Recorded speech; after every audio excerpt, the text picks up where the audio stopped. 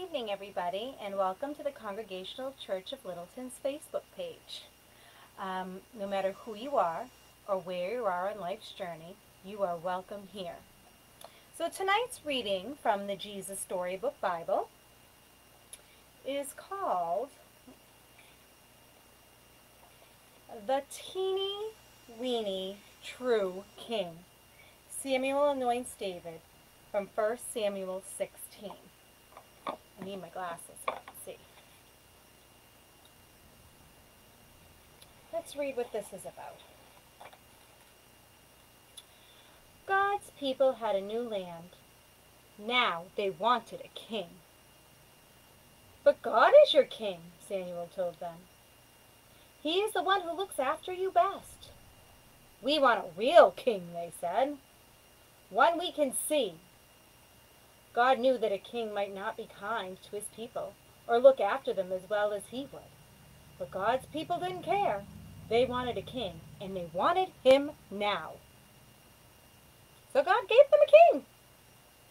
He was called Saul, and he seemed like a good king at first. But he became proud and stopped listening to God. He didn't obey God or love God with his whole heart. Saul can't help me with my plan, God said. I need a king who loves me and will teach my people to love me. I need a true king. God had just the one in mind. Go to Bethlehem, God told Samuel. You'll find the new king there. Samuel's job was to listen to God and tell people what God said. So Samuel went to the little town of Bethlehem. God told Samuel to go to Jesse's house.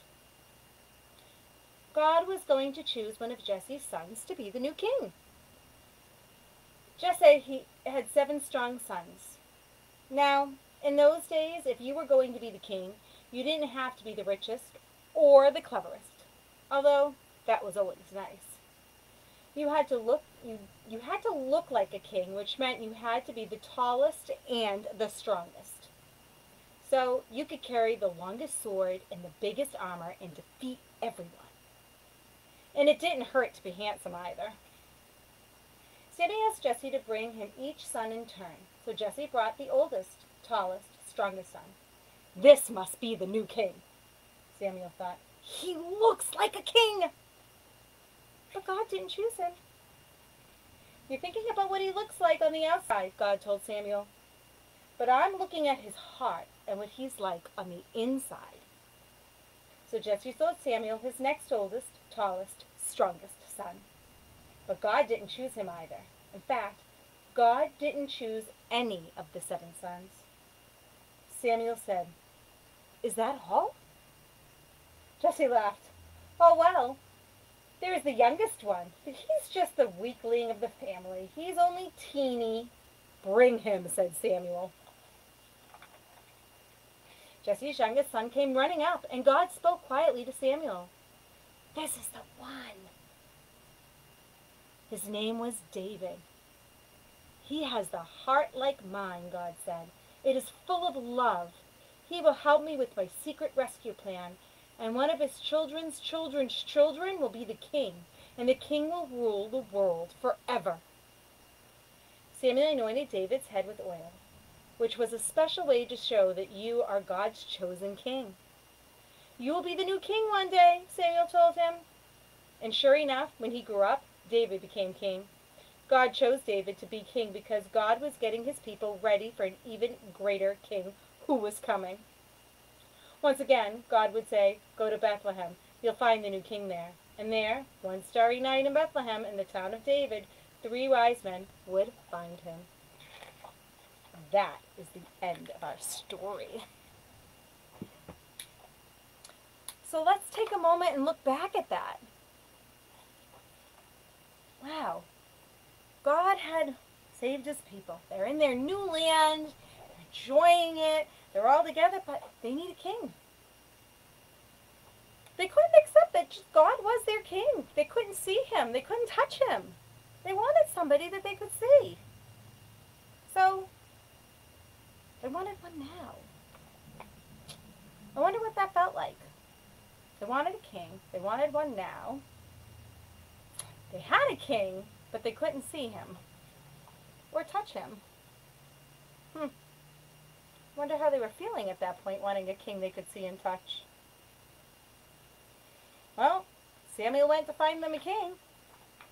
Now, as they said, the king is supposed to be, in those days, the bravest, the strongest, the biggest, to carry all the heavy armor and be able to defeat people in battle. So I wonder what Jesse's family felt like when he went there. I wonder how they were feeling knowing that one of their sons was going to be king, first of all. Right? How do you think he felt about that? I wonder about that. And I wonder how he felt as he brought one son out after the other. One is taller, one tall, the bravest, and one not as brave or as tall, but as strong. And each one after the other being told that none of them were going to be the king. I wonder how they felt. I wonder how each of those sons felt, finding out it wasn't them.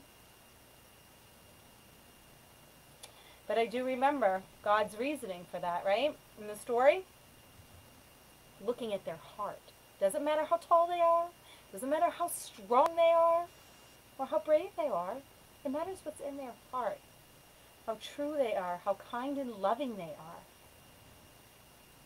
So, Jesse said, well, I have one son left, right? I wonder how he felt finding out, wait a minute, my youngest son David, he's not strong, he's not tall. How could he be the king? I wonder how he felt about that. I'm also wondering how David feels about that. How David feels knowing that he is God's chosen king.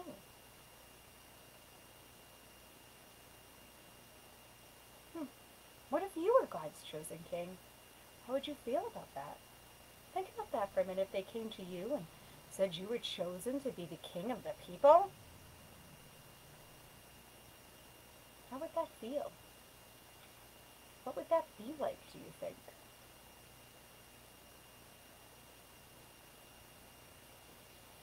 All these things to think about. All these things. I do like how the way that God does choose his king, though. Someone who has a heart that is loving inside and kind. Is a great way, I think, to choose the king. I wonder what you guys think about that. Well, that is the end for today. Next week, we are going to read the next story, which is The Young Hero and the Horrible Giant. I wonder what that's about. I bet you guys could guess. All right, well, I will see you guys next week, okay? And don't forget, Zoom on Fridays, Faithful Friday. We're going to be watching a VeggieTales episode, so join me. And if you don't have the link, just send me a message and I'll make sure you get it. Good night, everybody.